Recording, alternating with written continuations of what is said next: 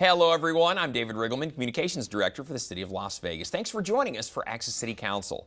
On this show, we'll be talking about Ward 5, and the councilman who represents this ward, Councilman Ricki Barlow, joins me now. Councilman, welcome back. Thank you, David. Glad to be back. You had a birthday since we were on the show last. And so did you. So yeah, we're both January. So happy birthday to you. To you as well. Did you have a good one? You know what? Everything worked out really well. My family took me out to a nice dinner, and I really enjoyed it. You know, nice, laid back, calm. Good. You know, nothing exciting. I don't like exciting birthdays. January 3rd, right? Yes, absolutely. And January 18th. And January 18th. Yeah, yes. So, all right. Yeah. So go Capricorn. Oh, that's right. That's us. Yeah. Well, Councilman, you know Ward 5 very well, but for those out there who might not be as familiar with the boundaries of your ward, we're going to show everybody where it is. It's basically in the heart of our city, right there in the smack dab middle of it all. Really, you go from the downtown all the way out to some pieces of the northwest as well, but basically runs along the north side of the US 95 corridor. I can give you your bearings on that, but that is Ward 5, and if you live in those live in that area, work in that area, you're in the city limits and represented by Councilman Barlow. You know, David, I have to say, you know, it's as much as possible. It has most definitely been a wonderful, wonderful opportunity for me to represent Ward 5. I have had an opportunity to meet so many wonderful people all throughout the ward, business leaders, a lot of great constituents, and doing a lot of great things in the community. And I couldn't be more excited than have an opportunity to represent, the constituents of Ward 5. I've seen a lot. We had boom time, recession, now things are recovering again. So you've represented most definitely that ward has through a been little bit of everything. A roller coaster over time, economic-wise, but overall, we were able to sustain ourselves through it all, and now the uptick is starting to flow back in as we continue to see more and more building across the valley take place and inside of the city of Las Vegas as well. And so I couldn't be more excited than to have an opportunity to serve in this capacity as city councilman. All right. Well, Councilman, let's jump in and talk about some things that happened in Ward 5. Literally, our first item today went viral, went around the world multiple times. Huge story. It was about the autonomous shuttle, the first one in the United States, operating in a public space, operated downtown. You posted this on Facebook. Las Vegas City Council members debuted the driverless shuttle downtown today, and this thing really got the world's attention all the way around. The news coverage on this around the world was incredible. Of course, even the response on social media was the same. We had responses like, "That's dope." Absolutely. Christopher Guy said, "I want to ride one." Mag, looking good, Pratt said, "This is awesome, Ricki." And finally, Amelia Jameson said, "Nice." But those are just a few of the comments that we had because this was debuted back in January. It was really just a test, right? Councilman's going to run for about 10 days or so just to show the world that it could. But this is the first time in the United States that one of these driverless shuttles operated basically on a city street. Dave, when you really think about it, for those of us that are old enough to remember the old cartoon, The Jetsons, we are most definitely living in the time of The Jetsons because we have autonomous shuttles on our roadway systems. We have drones all throughout, the United States. And of course, the drones were debuted during the Super Bowl. So it just lets you know that times most definitely have changed, and the innovation as well as the technology today is really taking us to a place that was only once seen to be so futuristic, such as what was debuted on the Jetsons. We currently have all of that technology and innovation amongst us today. And so it's so vitally important and critical that I also mentioned, the significance of our young people as they go through the school system, that the STEM, the science, technology, engineering, and math and applied math, mathematics is so critical today because that's most definitely the future of what's yet to come. And so we want to make sure that we push those STEM programs into our school system because that's the driving force today on into the future. And so I couldn't be more excited to have the opportunity to be a part of the autonomous shuttle in downtown Las Vegas in the ward in which I represented, along with Councilman Coffin and the mayor. And of course, Councilwoman Tarkanian was with us on that day as well. And I believe the name of the company was Navia is the name of the company that made the shuttle. That made the shuttle, and they're a French company. And they're working with a company called Keolis. Keolis, and they're basically the transportation company. They partnered to provide the shuttle for that test for us. Right, and having that on our roadway system the first in the United States, really exploded around the world that it is possible. Although it was only on our roadways for 10 days as a pilot program, I believe it's just the beginning of what's yet to come. Mayor said the same thing. We're looking obviously to have something like that run all the time downtown. It'd be something, wouldn't it? A driverless shuttle. It was amazing. It would stop when people would walk in front of it. It really was aware of everything going on around it. There was a lady that had a stroller. It stopped, gave her some space. Because it's like, it read, oh, there's a stroller, she might walk out, so it stopped, anticipating that just in case she were to step off the curb, the shuttle wasn't going to run over her with the baby. Well, once again, going back to the technology side, the shuttle itself has a variety of sensors, 360 degrees around it, and so when it basically detects oncoming traffic or something that's going to cause a collision, it stops well in advance. And so, there's a lot of safety measures in place as relates to this level of technology, and it's only going to improve. And as you can see through our CES that came to town, the Consumer Electronics Show, they basically debuted a number of vehicles, electric vehicles, as well as autonomous vehicles that are being tested on the roadways and on test tracks today. And so you can actually see a lot more autonomous type vehicles coming into existence in the very near future. Councilman, in the 10 days that it operated, or thereabouts, there were almost 10,000 riders. About 1,000 people a day rode that shuttle. It would go up and down Fremont Street, and that's how many riders they had, just under 10,000 on that short time. So everybody wanted to have an opportunity to check that thing out and ride on it, just like you did that day. Absolutely, absolutely. Pretty cool stuff. Well, Councilman, we had our State of the City, since you were on the show last time, took place back on January 12th. You posted on Facebook, you said, another successful State of the City address by Mayor Carolyn Goodman. And it's always a big event, because she talks about the accomplishments of the year before, but then she also talks about where the city is going to be headed in the year to come. So right. It's always a big night for the city of Las Vegas. The economic forecast that the mayor presented at the State of the City address is so vitally important, because it really outlines the direction in which the city has come and where we're moving into the future. And let me share something with you. I thought Oscar Goodman worked hard, but I have to be perfectly honest and state that Carolyn Goodman most definitely is the hardest working person in the city of Las Vegas. She's here early and she's here late. She works throughout the weekend. I ran into her over the course of the weekend where, she came into the office and didn't expect me to see me, nor did I expect to see her. And she sat down and worked, for a number of hours in her office. I mean, this is a lady that really loves the city, really cares about the work that she's doing, and she's doing a wonderful job. And my hat goes off to her, because she most definitely laid out the outline as to how, in fact, she sees the city moving into the future, and she most definitely has the support of the council to help rally behind the push and the effort to outline those priorities on behalf of all the city residents here in the Las Vegas Valley. Yeah, it's a big event. You can see played to a packed house there. Of course, we televised it on live stream on KCLV Live. Upshot, too, is that people really participated. We were trending that night. People were part of the Twitter chat. People were back and forth posting on Twitter, using the hashtag to be part of that conversation as well, to comment on what she was talking about. Yes.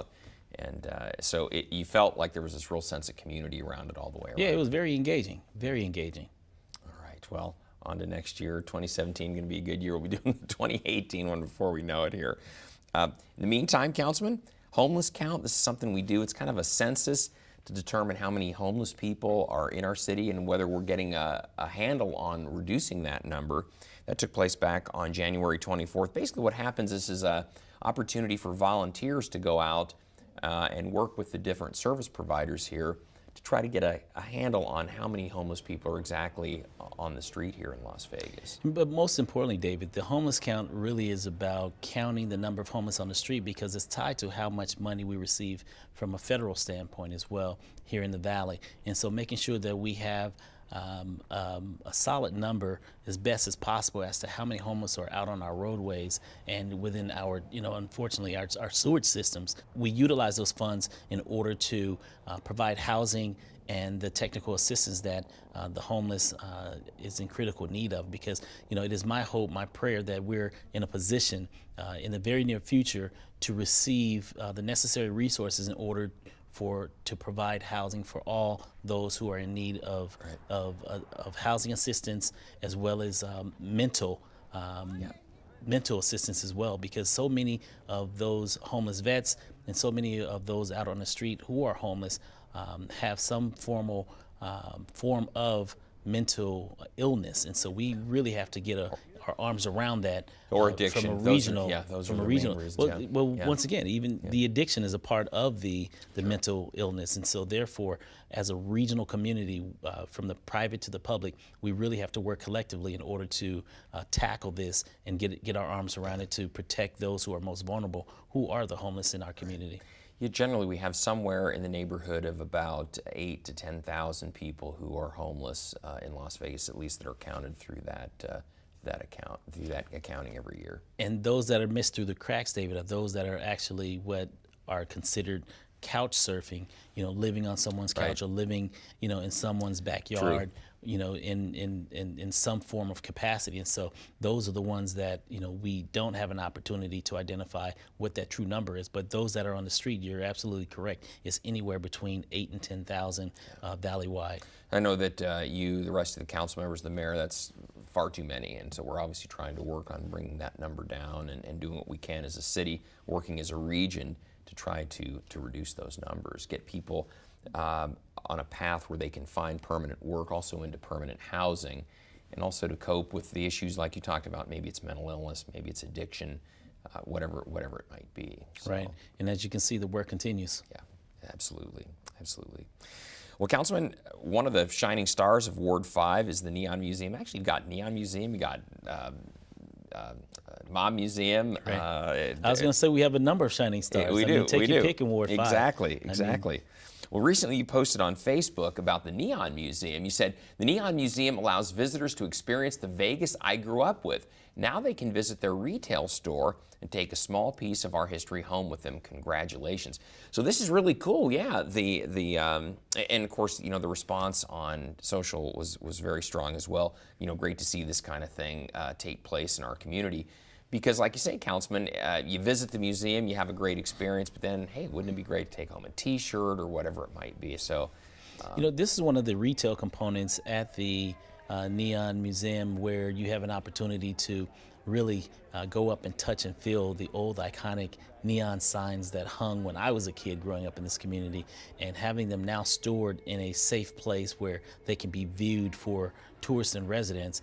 It really captures the iconic nostalgia of Las Vegas, right? The real richness of Las Vegas, and having the opportunity to have these products for retail, for sale inside of the retail store, I think is very critical for the increase of profits for the museum to be around for many more years to come. And I also want to share with you that the retailer here at the Neon Museum has 16 locations throughout the Las Vegas Valley, and you have an opportunity to enter any one of those 16 locations and purchase Neon Museum paraphernalia. Yeah, nice. Yeah.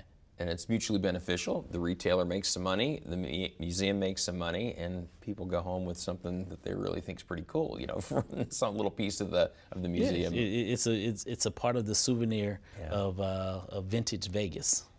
Mob Museum has a similar store in there, a retail store in their museum, obviously very successful over there as well. So good stuff. And mentioning the Mob Museum, coming up this month is the 5th year anniversary of the Mob Museum as well. Hard to believe. The year downtown, 2012, was the year that Mob Museum opened, Smith Center opened, and New City Hall all opened that year. So big deal. A lot happened that 5-year anniversary. The City Hall here that we're sitting in right now is coming up on a 5-year anniversary. It's a very beautiful building, and it's gold LEED certified? Yes. Okay. Yes. So saving energy, well, unlike the old one. The old one wasn't quite as energy efficient. As I like to say, your tax dollars at work. There you go. Exactly, Councilman. Well, one thing, this is a great piece that we wanted to mention today. Since you were on the show last, you honored someone, one of our Safe Key employees, really performed an act of heroism here. You posted this on Twitter. As you said, we honored a very special City of Las Vegas Safe Key teacher who attempted to save a man's life in November at Kit Carson Elementary School. I think the custodian there at the school had maybe a medical episode. He had a medical episode, and Deja Anderson was notified, and she ran to his rescue and performed CPR. Unfortunately, the gentleman passed away, but it was due to her heroic efforts that I did not want that to go unnoticed. And so therefore, the fire department that responded, which was Fire Station 106 in the historic West Las Vegas community, as well as Chief Willie McDonald, and those firemen and women were there with me to present her with flowers and also a certificate of heroism from the City of Las Vegas Mayor and Council, letting her know that her efforts did not go unnoticed as she attempted to save the man's life. And so, Fire Chief, Chief Willie McDonald there. So, but Deja most definitely did something very brave, and so I want to thank her most definitely once again for doing just that, as far as being unselfish and going to help save another's life, someone that she did not know. And I know that it didn't turn out quite the way we would have hoped, that he would have survived. But one thing, I think it's a lesson to everybody, is that she was prepared. She knew what to do in that situation and didn't hesitate. And that was the thing I think that was so great about her actions, is that, one, she was prepared, right, and B, she jumped right in. And so that's really a lesson for us all, to be able to take that with us. We all should have familiarity with CPR. You never know when you might have to use it, and then really the willingness to help someone in need like that could make a huge difference. And David, for those who are listening and viewing this show, there is an opportunity through our fire department, and I'll be hosting a number of workshops as well around Ward 5, CPR workshops. We need to get back to that, because far too many of the residents in the City of Las Vegas do not know how to perform CPR, and a lot of them that do know how to perform CPR may not perform CPR at a level and a standard that is updated. And so therefore, we're looking to update all of those CPR certifications and make sure that the standard is at the level in which our paramedics and fire department and public safety officers are just as qualified. And so be on the lookout for that, because we'll most definitely be rolling that out in the coming months. And that basically has a lot to do with the fact that Deja Anderson, her standard of CPR most definitely was up to par. And so we want to make sure that others who don't have that certification have an opportunity to take advantage of receiving the appropriate certification, the CPR certification. Well, speaking of certifications, certificates, you were recently honored by the Original Warriors. This took place back on January 12th. It was the day of our State of the City, but prior to the State of the City. Now tell us about this. This is a special honor because of your involvement with youth in the community, right? Yes, I've been involved with the youth and community all of my life practically, but I started a program, the Alpha Men and Divas of Tomorrow Youth Program, in 1995, and it's a program where I bring in young high school men and women into a full course mentoring program, teaming them up with professionals within the community and giving them life skills and preparing them for to take the ACT, SAT, college prep exams, and basically making sure that 100% of them enter the door of a college or university. And last year, I'm proud to announce that out of 35 students that graduated from the program, 34 of them entered a college or university last year. And so that program has been around since 1995. And so the Original Warriors saw fit, with my community involvement with youth, to present me with an award. And then actually it was an award from the Los Angeles City Council, as well as the state legislature from California as well, that presented the award. And so it was quite a surprise they honored me with that award from my colleagues in the California region. It's interesting because usually you give those out, you're Yes. not receiving them. Right. So. I mean, you're right. I give so many out that it's, you know, to receive one, it's a shock, but at the same time, it just goes to show you that when you're doing good and people paying attention to your good works, then they recognize you for that. But I by no means wake up in the morning looking to receive accolades or rewards. My reward is to give and to uplift others and to make sure others have what resources they need in order to be successful. And so, you know, that's my objective and goal in life. But it is always good to receive awards from your colleagues that recognize the work that you're doing in the community. And so I want to thank the California Legislature as well as the California City Council for that honor and recognizing me as one of their colleagues. All right, very good.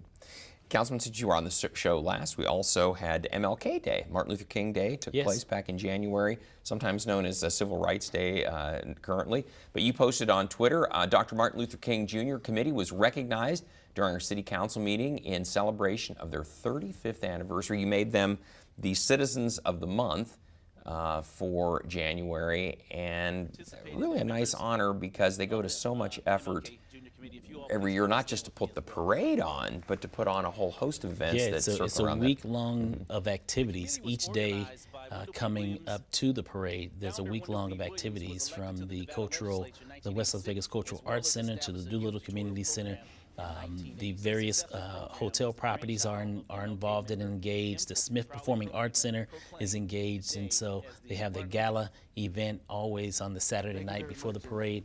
And so, of course, Wendell Williams, former assemblyman, was the founder of the parade, and of course, you know, he's been the chair that long for the most part of the organization of the parade and all of the activities. I thought it was only fitting to provide them for 35 years of service to this community. That's hard to believe. 35 years. Wow. I mean, not one gap. 35 straight years of having the parade in the Las Vegas Valley. And so I honored them in January, of course, as you mentioned, as the Citizens of the Month here in the city of Las Vegas. That's great. That's great, Councilman. We also, too, of course, couldn't talk about the parade without showing the Martin Luther King Day parade as well. Huge parade. This is one of the biggest in the city, and it's in January. This was obviously January 16th, that Monday, but people still came out. It's still a little cool that day, a little breezy, but yeah, but it was a nice day. It was a great crowd. It was well attended, well over, I believe, right over 10,000 people attended that day, and over 120 entries. And so it's most definitely the largest parade in the state, and you know, so many, you know, entities from schools to businesses to organizations participate in this parade, whether they're in the parade as a contestant or just you know, those that are watching in the stands, as well as television, because it has also been carried on local Cox stations, and of course Channel 8 has carried it live in previous years. And so it's a wonderful, wonderful opportunity to really reflect back on what this really means to the world in regards to when we talk about civil rights and civil liberties. And you know, so this is a way that we celebrate that to remind the nation that there's yet more work to be done as it relates to civil rights and civil liberties in the United States. Yeah, 35 years, that's great. That's quite a milestone, so hard to believe. Yeah. Good stuff. Councilman, I know Las Vegas is also trying to up our game when it comes to recycling, to really improve the level of recycling we have in our community. So you recently took a little tour of the Republic Services Recycling Center. You posted on Facebook, taking a tour of the Republic Services Recycling Center this morning. So tell us about this. What did you learn out there, and you know, what do you hope to take from it and put into action? It really shows you from the time the trash or the recyclables are brought to the facility, how in fact it's separated from the plastic, the glass, and the paper, and cardboard, how it's all separated, all electronically, all through robot systems. Really? All through computer systems, and how it's all bundled. And there's only a few people that actually handle the separation of all of the recyclables that come into this facility. See, Councilman, the last time I toured the facility, people were doing that job. So now they've got it's all automated. I didn't know that. It's all automated. with only a few touches from the human hand in regards to the separation. But for the most part, electronics and computers handle all of the separations. The only part, the downside to it, David, is the fact that when it comes to the paper and the cardboards, the bundling of the paper and cardboards, that is shipped out of the United States to China to be recycled. Now, that's the only downside to that I saw at the recycling center. And I asked the question, why don't we have an opportunity here in the United States to repurpose the cardboard and the paper, which will create more jobs in the United States? And so, that's something that we really need to get our arms around and find a way to create an industry where we can do that here in the United States versus having to send that outside of the country. But for the most part, the plastics, the glass, all of those items are recycled here in the United States, but the paper and the cardboard is recycled in China. And so I would like to see that reverse in order to create more jobs here in the United States. All right. Councilman, in honor of Black History Month, which is here now, February is Black History Month, or at least part of it. There's a softball game that always gets played, right? It's kind of a tradition. It's a tradition. Tell me about this. Who squares off in this game? Well, these are just folks from the community. I mean, you have city employees, you have folks from the community, you have business owners. They all get together, for a friendly game of softball, and they have a great time, out at the park. My days of athleticism, David, has come to an end, I don't due to a believe number that, of athletic injuries. But it all, for me, it's a matter of sitting back and enjoying those, young folks, as I would call them, who still have the energy and the stronger bones to get out there and run and jump and slide, while I basically applaud them from the bleachers. But it was a great time out at the Doolittle Community Center as they played a friendly game of softball to open up the month, the Black History Month celebrations. Very good. Well, it looks like a lot of fun and a great way to kick it off. Some friendly competition always gets everybody excited and interested. So, and then, Councilman, we're running out of time, but I wanted to make sure we mentioned you've got a Coffee with the Councilman coming up here. Next one is March 2nd. March 2nd, yeah. Thursday, March 2nd. March 2nd. It's always good. I invite the entire community to come out, whether you're a resident or a business owner. We always enjoy open government, access to your local representative in a public setting. And open government is what I'm all about. And so I invite anyone who would like to have a conversation with me. Very informal. Share anything. Very informal. Come on out. I'm sitting there. You put your name on the list and sit down, and we'll have a conversation for a few minutes. Yeah, over a cup of coffee. Over a cup of coffee and see what's going on. Maybe a scone. So we've been having a pretty good attendance. That sounds good. All right. Well, first Thursday of every month. First Thursday of every month. Thursday of every month. Yeah, the Starbucks over there on MLK near Lake Mead. That's it. Councilman, I want to tell everybody out there that, hey, we always want to hear from you. So if you have something you'd like to share with Councilman Barlow, maybe be part of our next social media segment, you can find him on Facebook and Twitter. As you saw, he posted a lot. You can also contact him by picking up the telephone, 702-229-6405, or send him an email. His address is rbarlow@lasvegasnevada.gov. Thank you, David. Yeah, we'll have you back in 6 weeks. We'll update everybody on what's going on in Ward 5 again. Well, we'll have a lot of activity between now and 6 weeks. Absolutely. A lot of content to share with you. All right, looking forward to it. Good job today. And we want to thank you for joining us for this edition of Access City Council. Don't miss our next show beginning on February 23rd with Ward 6 City Councilman and Mayor Pro Tem Steve Ross. And don't forget you can watch us live on the internet at kclv.tv. Thanks for watching, everyone. We'll see you next time around.